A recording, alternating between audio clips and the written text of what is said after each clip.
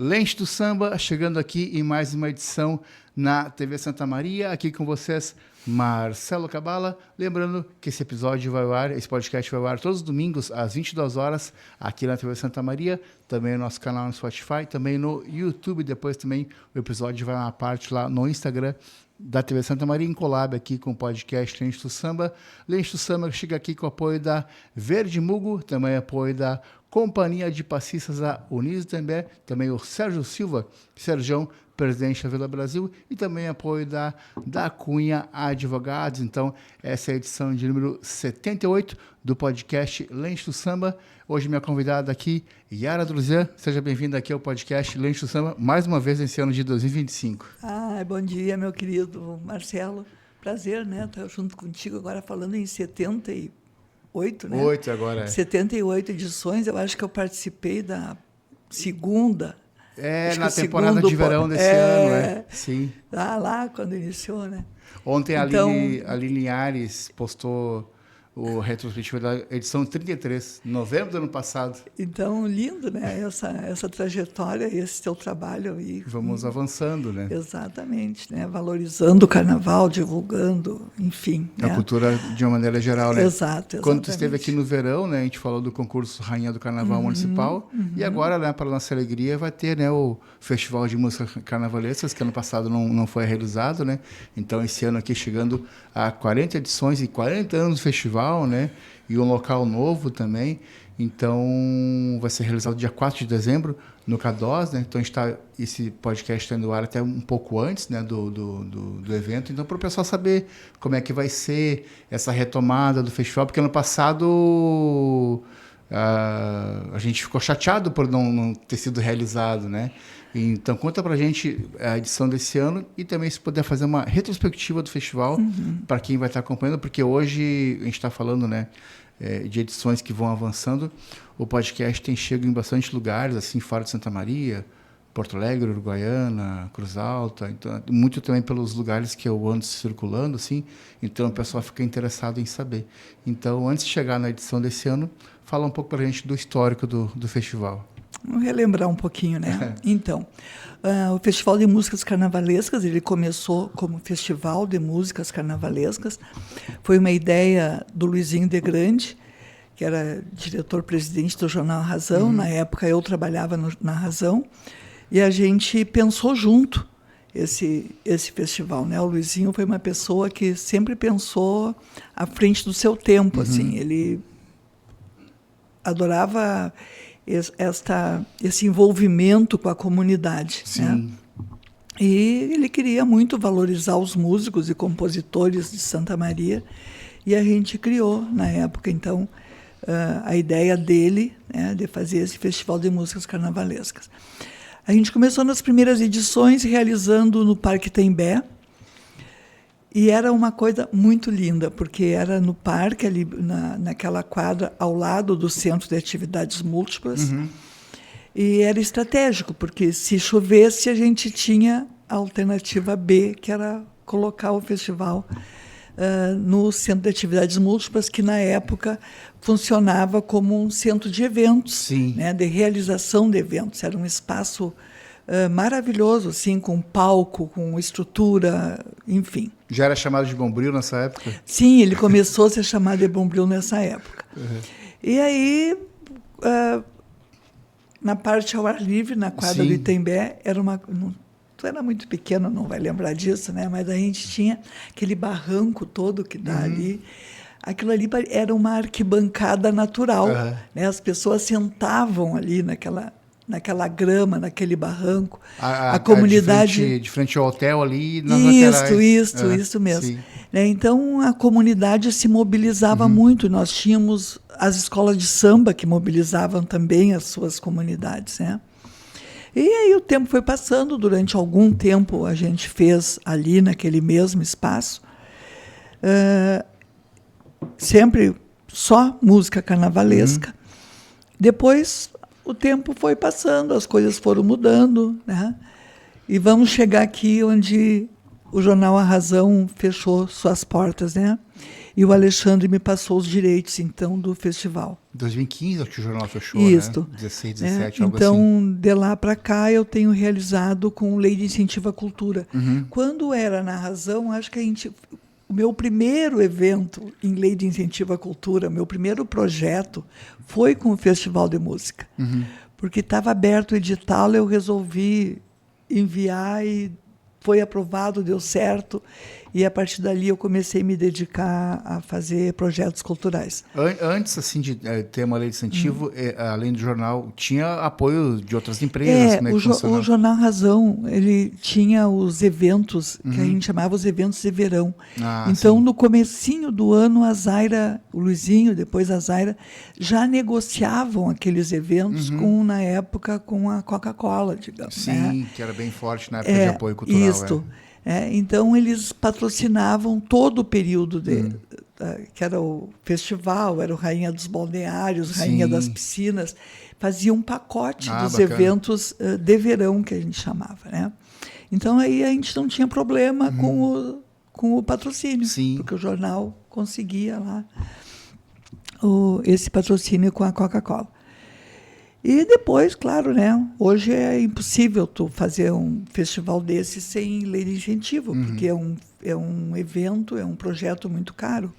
Ele demanda um investimento nos músicos, nos compositores. Nós precisamos pagar um prêmio especial para os classificados, precisa ter uma estrutura condizente com o festival, uma sonorização adequada, uma premiação boa, né? Enfim, jurados, a gente também precisa escolher bem os jurados, né? Precisa também remunerá-los por isso, porque eles atuam em duas oportunidades, né? Primeiro na triagem, depois no dia do festival.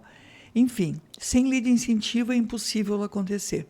E o festival, nessa trajetória de 40 anos, ele só não aconteceu em 3 oportunidades. Uma, na Boate Kiss. 2013. Depois, no falecimento da Zaira. E depois, o ano passado, quando, infelizmente, os avaliadores de projetos entenderam que o Festival de Músicas Carnavalescas não era importante para a cidade, não era importante para a cultura e não aprovaram o projeto. Eles dizem que ele não foi selecionado, mas para mim não ser selecionado e não ser aprovado é a mesma coisa. Né? Chegou a pegar alguma justificativa? Eles mandam depois, né? Eles mandam, mas eu te confesso que eu não quis ler. Sim. Eu preferi ficar pensando que foi uma decisão coletiva, assim, colegiada, e vou respeitar. Respeitei, evidente, né? Sim. Mas foi muito entristecedor. Porque era 40 anos, né? A gente estava planejando esses 40 anos de uma forma muito bacana, muito bonita, porque, olha, chegar num evento, num projeto desses, de música popular brasileira, né, de carnaval, 40 anos, não é qualquer festival, não é qualquer evento. Né? Então, isso me deixou muito entristecida. Né? Mas, felizmente, esse ano vai acontecer, a gente já está planejando, né, já há algum tempo, lógico, já fizemos, inclusive, a triagem das músicas, e vai acontecer no CADOS, também um espaço mais amplo, mais aberto, mais condizente com o festival, embora a gente tenha feito nos anos anteriores em locais muito bem escolhidos, porque isso foi uma prerrogativa que a gente sempre priorizou, né? Escolher um bom local. Né? Nessa trajetória toda a gente já fez, né? No Parque Itaimbé, fizemos no ginásio B do Centro Desportivo Municipal, que era um espaço maravilhoso, onde inclusive foi realizado tertúlia, né? E hoje, infelizmente, se tornou uma pista de skate. Então, nós em Santa Maria, o Bombril, né, que a gente chama o Centro de Atividades Múltiplas, segundo consta, vai ser reformado novamente. Começou e parou, né? Várias vezes, né? Tiraram o palco, retiraram o palco, que era uma coisa que facilitava, né, a realização dos eventos. Sim, uma pena. Eu vi muito evento legal ali. Tinha a rádio aqui, a rádio Pop Rock. Eles Isso. tinham Mostra Rock, faziam shows ali, bem era legal. uma coisa maravilhosa aquele espaço, né? Sim.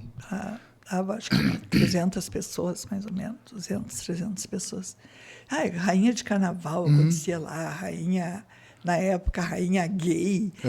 Enfim, era um espaço múltiplo mesmo, né? Era um centro de atividades múltiplas. Eu lembro que tinha também, na escola, na época de criança, tinham sessões para as crianças de teatro ali também, nas escolas, bem legal. A Cida Eroc, né, que é a grande produtora cultural. Mora em Porto Alegre hoje. Né? Mora em Porto Alegre hoje. O primeiro projeto da Cida aqui em Santa Maria foi em 88, 89, e foi ali no Centro de Atividades Múltiplas. Uma apresentação, era uma oficina e uma apresentação de teatro. Então, essas coisas fazem parte dessa história toda, né? Que vai se perdendo, infelizmente. Né? Cada administração entende de uma forma, vai alterando, enfim. E hoje nós não temos nenhum espaço público que se possa realizar o Festival de Músicas Carnavalescas. Né? Então, a gente vai procurando. Nós fizemos já lá no Florata, né? Fizemos como eu disse, no Ginásio B do Centro Esportivo, fizemos no Florata. Teve um hotel também, né, 22? No Hotel Itaimbé, já fizemos. Isso. Né? E agora, então, o Tobias nos colocou à disposição o CADOS, um projeto, uma proposta bacana, assim, a gente vai fazer lá e eu espero que tenha muito sucesso e que a gente não saia daquele espaço tão cedo. Bacana. Porque eu penso que o CADOS, ele privilegia esse público, né, que tem muito a ver com carnaval. E relembrando ainda, né, para a gente chegar nesses 40 anos, ele começou como só Festival de Músicas Carnavalescas, a gente tinha as categorias. Depois nós temos 10 anos a cidade sem carnaval. E isso, evidentemente, que impactou nas escolas de samba, né? As escolas não faziam mais seus sambas enredo. Sim. E era uma coisa incrível, Marcelo, porque o Festival de Músicas já era um termômetro para o desfile das escolas. A escola que saía campeã com seu samba, ela já entrava confiante na avenida. Já era o enredo que ela ia usar. Claro, era o enredo que a escola usaria. Sim. Né? Então, ela já saía confiante, né? Com ponto na frente para eles, né, de motivação para o desfile. E esses 10 anos sem carnaval de rua nos deu também um retrocesso, porque as escolas não desfilavam, passaram a não produzir mais. A gente teve também, nesse período, tivemos uma pandemia, né, e as escolas acabaram não realizando, não formatando, né, não fazendo composições de samba enredo.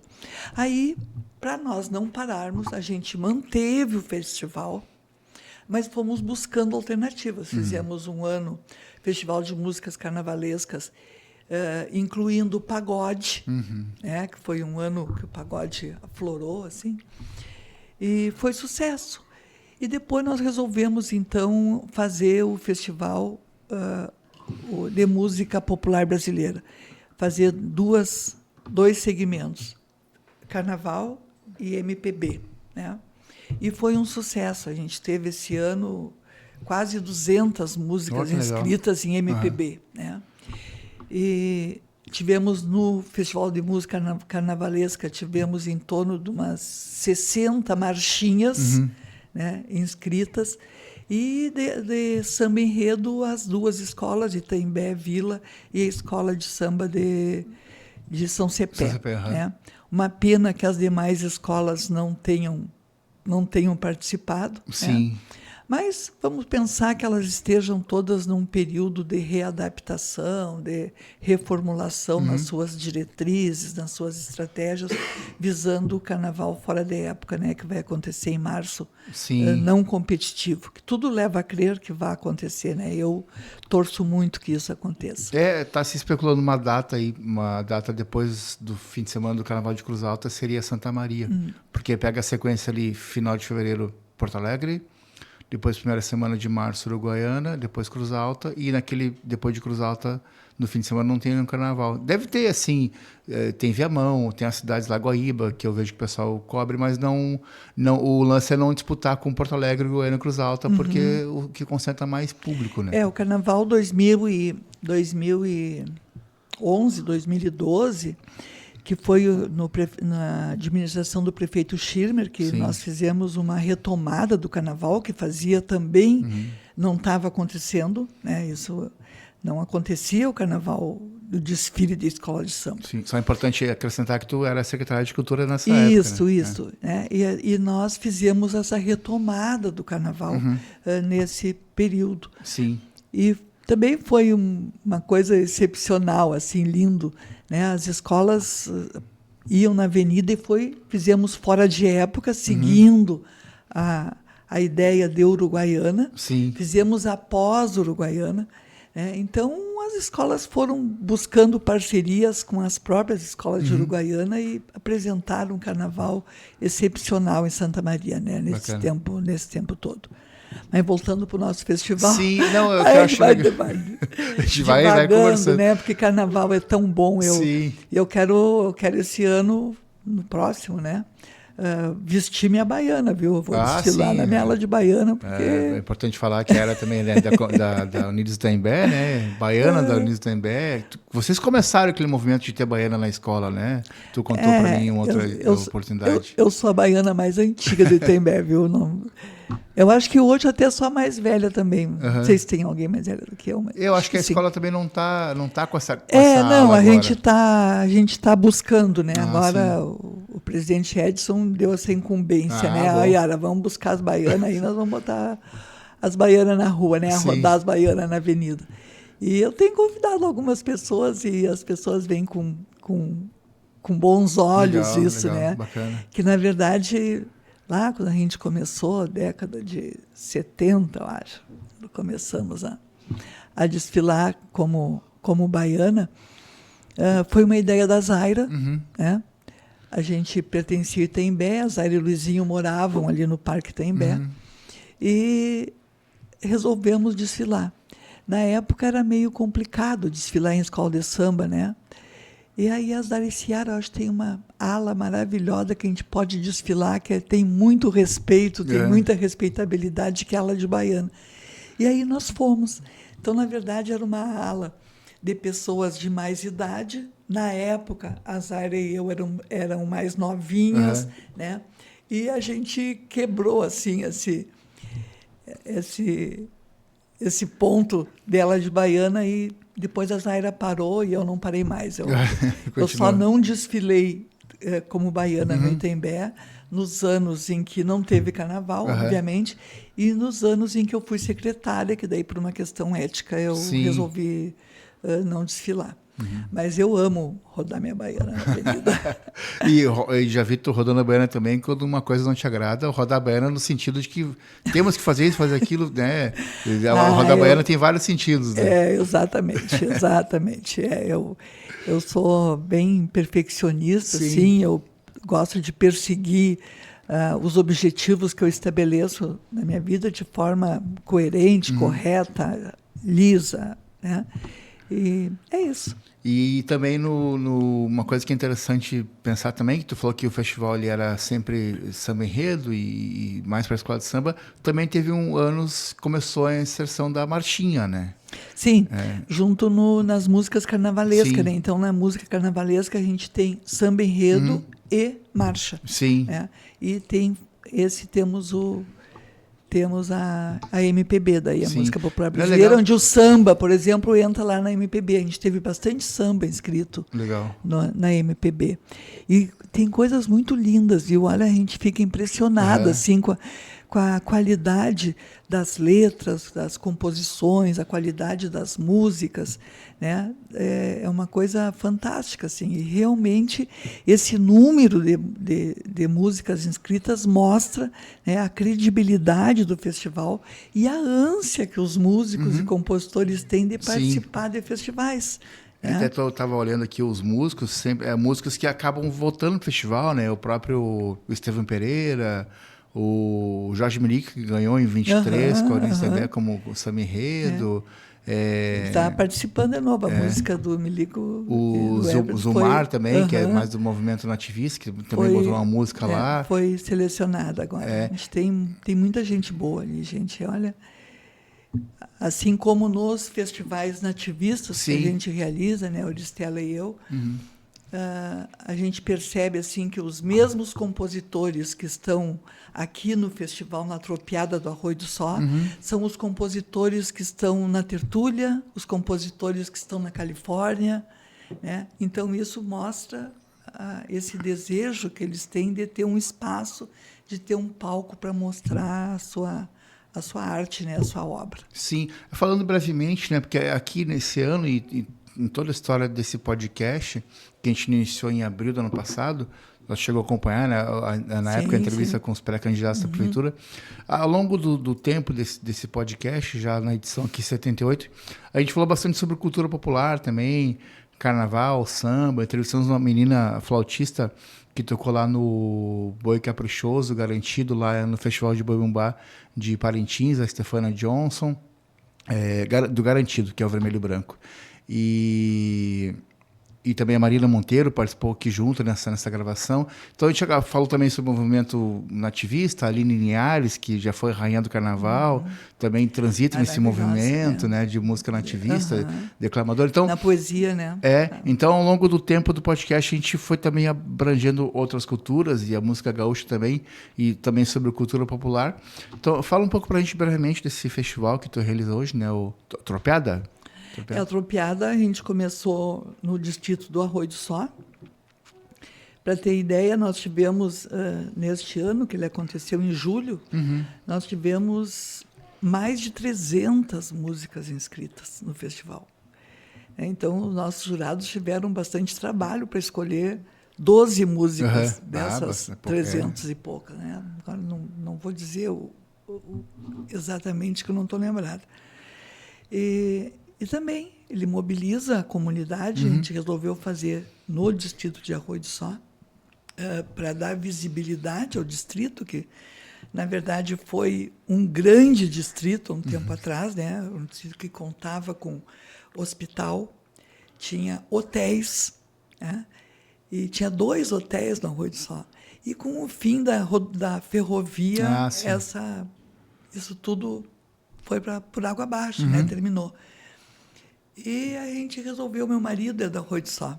E ele vivia nos cobrando assim, tu faz tanto evento, tanto projeto, faz um para Arroio do Só.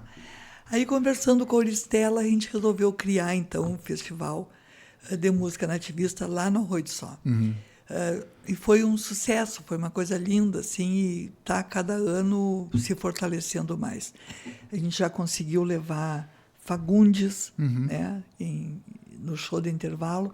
Quer dizer, aquele povo daquela comunidade nunca imaginou em ver de perto Fagundes, né? É mais difícil deles virem no centro, vir em Santa Maria, ou irem onde Fagundes tocam, né? E foi um resultado assim fantástico, né? É um showzaço, vocês tocaram aqui, acho que 23, 24, 23 ali na Galha também, na Tertúlia. Este ano a gente teve Ninito Sarturi, que foi um belo de um espetáculo também. E a gente encaminhou agora para a lei de incentivo, né? Para o próximo ano, vamos ver se aprovam para a gente continuar realizando e fortalecendo cada vez mais esse festival, que eu tenho certeza que ele veio para ser grande. Não, eu acho impressionante, sim, porque, né, Rainha do Carnaval, que tu realizou por muitos anos, agora o Festival de Música Sonora 40 anos, mais um festival que tu se envolve. Então tá sempre buscando coisas novas. A gente vai, enquanto a cabeça continuar funcionando, a gente vai tocando, né, Marcelo? Quer dizer, aquele samba eu lá. Eu sempre digo, né?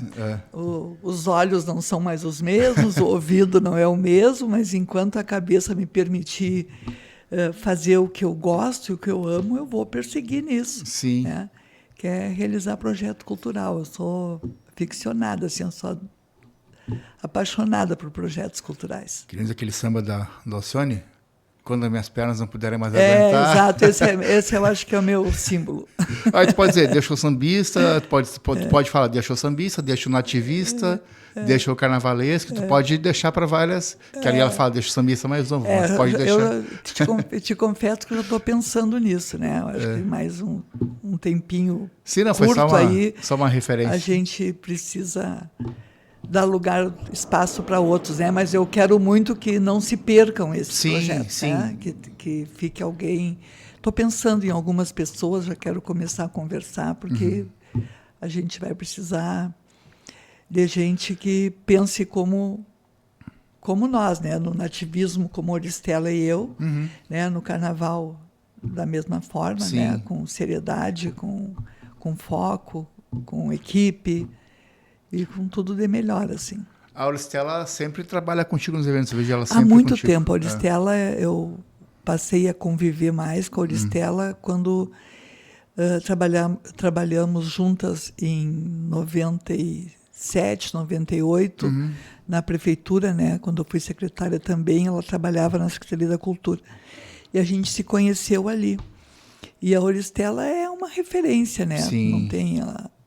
Trabalhar com a Auristela é sinônimo de segurança, né? Porque ela conhece as pessoas, conhece a música, e é séria, é focada, e a gente forma uma dupla imbatível, eu posso te dizer. Sim. Daí também no trabalho, né, e na amizade também. A gente é muito amiga e eu tenho uma admiração imensa por ela. Eu vejo assim nos eventos, tanto tu como ela, assim, ela conversa com todo mundo conhece ela, ela vai assim, circula, né? Ela circula muito bem no meio, né? No meio musical, assim, no meio dos artistas, e ela é muito respeitada. Eu acho que isso é uma coisa fundamental, né? As pessoas precisam ser respeitadas para poder estar na linha de frente de qualquer projeto. E ano passado ela ganhou na tertúlia, né? Aquela interpretação linda, né? Exato. Foi muito legal. Exato. Eu tava aqui trabalhando, desci do ônibus ali na Riachuelo, no mercado ali, e fui vendo na Nativa, metade da música eu ouvi pelo rádio e metade eu assisti ao vivo. Ai, que pena. Tu sabe que é uma pena, porque teve problema na filmagem das músicas na tertúlia. A Auristela não tem nenhuma filmagem de referência dela cantando a música. Então eu ia perguntar se tu não tinhas, mas agora tá acabando de dizer. Que eu cheguei meio em cima. A gente está atrás, assim, de quem tenha, pelo menos no seu celular, ou que tenha guardado, porque ela não tem nenhum registro disso. Talvez porque só vídeo de telefone, assim. Pois é isso que a gente está atrás. Porque não teve um problema na gravação e não gravou a música dela. Foi uma pena. Que eu ia dizer? Aí não teve no dia que se dá os vencedores, eles tocam, né? E não teve, porque ia ter aquela chuva. Exato. E aí foi no teatro a premiação, acabou não acontecendo a apresentação final, né? Se tivesse acontecido, né? Mas tá bem, acho que a gente está atrás, eu acho que a gente vai conseguir. Sim. Acho que na rádio deve ter, na Nativas deve ter guardado. Com certeza. A gente estava querendo a imagem. Sim, mas acho que talvez o Cid, o Ave, tenha.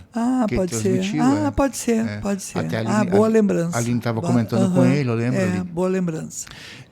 Uma coisa, agora falando sobre a tertúlia, e tu vê que a gente vai misturando os assuntos, mas acaba se encontrando no que a gente está conversando. É importante a valorização dos músicos, né? Porque no caso ali, por exemplo, da Auristela, estava a menina na flauta Marina, que também participa do Festival de Músicas Carnavalescas. Eu vi a Gabriele também, que é flautista, repostando. Certamente vai estar algum das músicas. Então eu vejo muito isso, assim. Agora eu vi também o Pedro Ribas postando. A gente está no período agora de recebimento das fichas técnicas, né? E então a gente começa a ver, né, os músicos que estão nas equipes dos compositores. Gente boa, tem gente muito boa ali. E fica difícil para os jurados, né? Porque a gente vê a qualidade técnica dos músicos da cidade. Porque quando eles encaminham a música para a triagem, eles fazem uma gravação simples, né? Comum, com violão, né?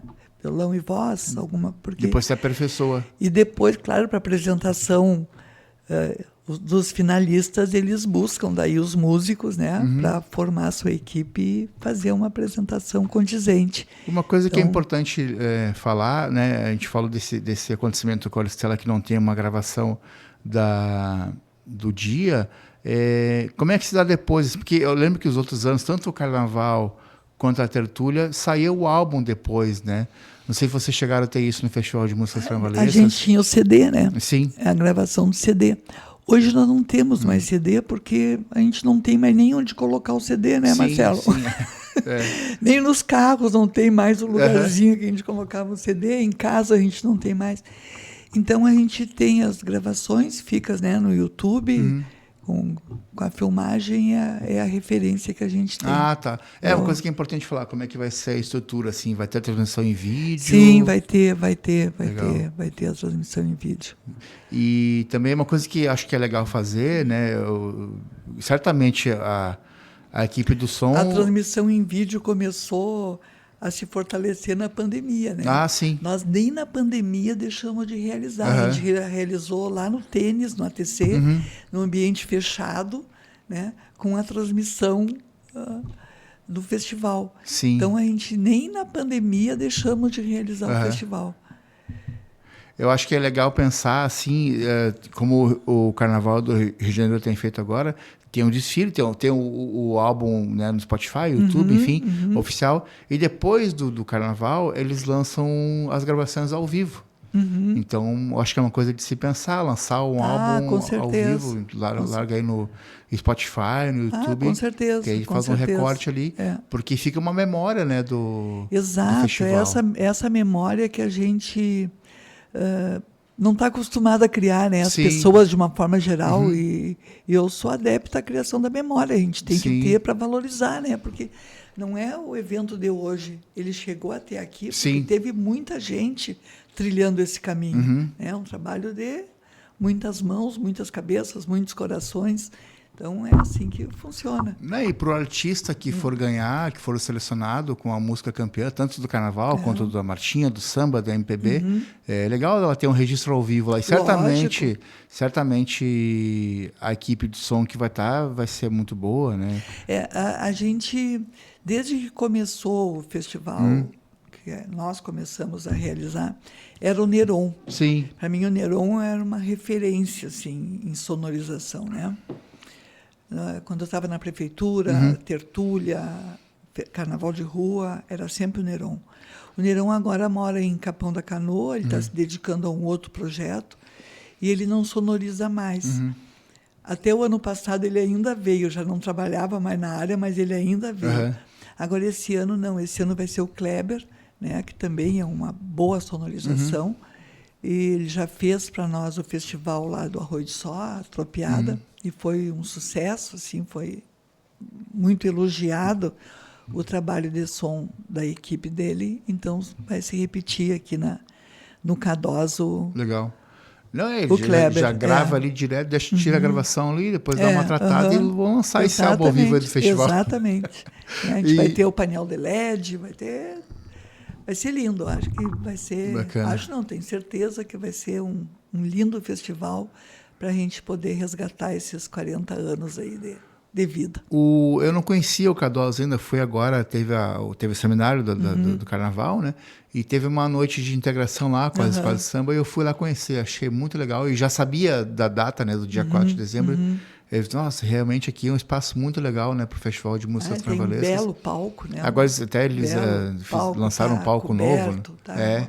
Uma parte, né, coberta. Legal. Então vai ser aquele sistema de praça de alimentação que eles têm lá, quer dizer, tudo ajuda para ser um melhor espaço, né, para esse tipo de evento. Dia 4, a partir das 20, né? 20 e 30. 20 e 30, legal. E como é que é, assim, é gratuito? Precisa retirar ingresso, só chegar? Boa oportunidade. É só chegar, é entrada franca, né? Não paga ingresso. E a gente espera, né, que a comunidade das escolas de samba, o público que gosta da boa música, né, não só de carnaval, mas da MPB, porque tenho certeza que a gente vai ter belas composições, né? Então, ir lá tomar seu chopinho, comer alguma coisa, curtir a boa música, conviver com os amigos, torcer para o seu compositor que vai estar no palco. E é isso. Como é que uma coisa assim que eu tenho curiosidade, né? Claro, tu ali tá trabalhando e também escuta as músicas antes, tu ouvindo assim, nossa, essa música aqui é muito boa, merece ganhar. Claro que tu não pode dar teu pitaco, né, de escolha, mas quando escolhe assim, nossa, eu achei que ia ser outra, eu queria realmente que fosse essa. Ainda mais que tem a tua escola, o Nilson também é participando, né? Como é que fica essa divisão assim entre... Não, sabe, Marcelo, que com toda a sinceridade, eu não me... na triagem das músicas, quem acompanha mais essa triagem, avaliação dos jurados, digamos assim, é o Oristela. Eu fico mais na parte técnica, porque eu preciso ficar coordenando as notas que eles dão, passando para o computador. Então, eu não me atenho muito durante a triagem nas músicas. Né? E aí, depois, para mim, é o que está na planilha. Né? A Oristela não, a Oristela acompanha, a Oristela sabe de cada música que foi apresentada, se era boa, se não era. Eu também sou ignorante, eu posso dizer, com relação à formação musical. Eu não tenho nenhuma formação musical. Eu sou uma assistente comum que preza a boa música, que gosta de uma boa música, mas eu não entendo de música. Né? Só sei o dó, ré, mi, fá, sol, lá, si. É tudo que eu sei, que eu aprendi lá quando era criança. Então, e durante o festival, também a gente fica muito envolvida com a organização. A produção ali, né? Com a produção, né? A gente tem que estar atento a tudo que está acontecendo. Embora a gente tenha uma boa equipe, a gente tem na direção de palco o Benaduce, que sabe tudo de direção de palco, a Oristela, que cuida também. Então, a gente tem em cada... na nossa equipe, em cada segmento, tem alguém responsável. Mas cabe a mim essa coordenação geral. Então, a gente não fica muito atenta. Raramente paro para ouvir alguma música. Né? Então, eu não tenho esse problema assim, de torcer por A ou B. Sim. Não, é uma coisa que é legal falar, assim, né? Que ao longo dos anos, né, esses novos lugares, né? E a questão da escola de samba, eu lembro que o ano tu falou também, teve um ano que teve dificuldade de inscrição, realmente porque não tinha, as escolas de samba não estavam em atividade, né? Esse ano, novamente, a Unidos do Itambé e a Vila Brasil, e a escola de São Cepé. É legal também abrir, né, para cidades próximas, né? A gente está abrindo, inclusive, nas demais, né? Na Marchinha, na Marcha e na MPB, a gente tem compositores de fora de Santa Maria. Eu vi que tem Cruz Alta também. Nós temos uma do Paraná, inclusive. Bacana. Né? Então, bacana, eu acho que a internet nos oportuniza isso, né? O alcance maior que antes, lá quando começou o festival, não tinha, né? A gente só podia contar com as rádios AM, né, para divulgação. E o jornal, evidentemente, que era o nosso grande veículo. Mas é isso. É bacana, né? Porque hoje em dia a gente tem uma mídia tão diversa, tão ampla, tão vasta, e saber que o festival está conseguindo chegar em outros lugares, né? Porque por mais que a gente tenha assim o Instagram e o Facebook, né? Às vezes é muito nichado naquela bolha das pessoas que seguem. Acho que há uns 2 anos atrás nós tivemos um participante que veio para Santa Maria de Minas Gerais. Que legal. Ele veio, ele conseguiu um apoio da prefeitura da cidade dele lá e veio a Santa Maria para defender a sua música. Esse ano as músicas de fora eu não vi as fichas técnicas todas ainda, mas eu acho que a maioria, os que são de fora, virão, fora a escola de samba, né, mas me refiro a MPB e marcha, vão contratar os músicos da cidade, né, e intérpretes da cidade para defender a sua música. Tanto na tertúlia eu vejo também, e festivais de música, os músicos se repetem nas músicas. O regulamento, inclusive, prevê isso. Né? O intérprete ele só pode defender 2 músicas, mas os músicos é livre. Sim. Né? Porque a gente sabe da dificuldade que é. Sim, até porque se a pessoa vem de Porto Alegre, Minas Gerais, trazer uma banda já é mais complicado. Lógico, né? aí é inviável, né?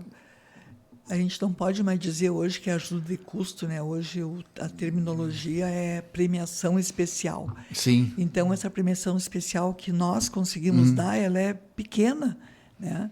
Para que os músicos possam trazer mais pessoas e ter mais tranquilidade assim de formar a sua equipe na cidade. Eles têm que contar com a premiação mesmo, claro. Que vai ser uma boa premiação, acho. Bacana.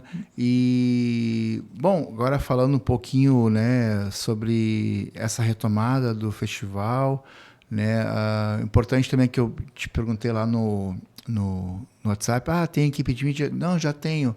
Então, eu me coloquei como para fotografar, para cobrir também, porque por mais que tenha, eu vejo isso bastante eventos, assim, por mais que se tenha uma mídia já focada naquilo, contratada, é importante que eu esteja porque ao longo desse tempo, assim, a gente acaba nos tornando a própria mídia, porque a gente tem poucos canais de comunicação focados no que a gente faz, né? Carnaval, samba. Então, é importante estar presente para também cobrir aqui para o podcast e também levar para outras pessoas de outros lugares, porque hoje o Instagram ele vai para outros lugares. Então, é importante desde já... O Marcelo é indispensável no nosso festival. É importante a gente trazer o nosso olhar também, né? Porque às vezes assim uma equipe contratada, ela tem um foco. Preciso focar nisso para registrar pela lei de incentivo, para ter, né? Então a gente acaba ficando mais livre também para um olhar mais artístico e mais aberto, né? Exatamente. É importante ter um outro olhar, né? Interessante. Exatamente. E isso tu consegue transitar e fazer muito bem. Sim, muito obrigado. É importante estar, né? A gente tem se colocado aí à disposição de vários eventos, né? Para trazer, né?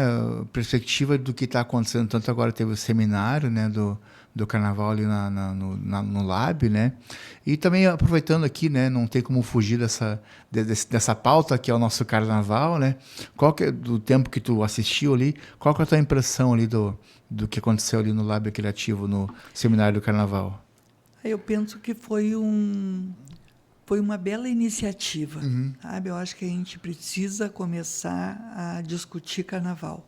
Depois de 10 anos a cidade sem realizar carnaval, há que se reiniciar uma discussão a respeito, né? E sabe que é uma coisa muito incrível, assim, isso não é de hoje, é de muito tempo, da comunidade ter uma avaliação e dizer assim, esse pessoal da escola de samba, eles só querem saber de dinheiro e só pensam no dinheiro no período do carnaval. Eu sempre fui uma defensora das escolas de samba, porque eu sempre vi o trabalho que as escolas realizam. Às vezes, anônimo, sem muita divulgação. E algumas escolas não, algumas escolas têm mais visibilidade. Né? Eu sempre comparo com a Câmara dos Deputados. Tem deputados que não aparecem, porque eles não têm uma mídia forte. Outros aparecem mais, mas não significa que aqueles que não aparecem não façam um bom trabalho. Sim. Né? Então, a mesma coisa acontece com as escolas de samba. Algumas trabalham mais, outras trabalham menos, algumas têm um alcance maior, um trabalho maior em mídia, outros um trabalho menor. Né? Mas essa discussão que se oportunizou, trazendo pessoas de fora, dando seus depoimentos, as próprias escolas se dando conta do que eles podem fazer, eu acho que foi altamente produtivo. Sim. Lamentavelmente, eu tive problema nesses dias, eu não pude participar, só participei num turno, um dos turnos do sábado, né?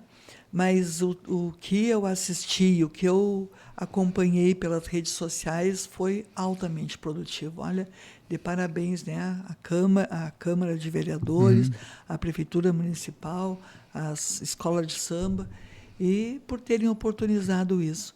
E, inclusive, né, uma discussão sobre a Liga das Escolas de Samba, Sim. que não se fez presente, né? Que é a Aliança pelo Samba, o que é uma lástima, né, Marcelo? Sim.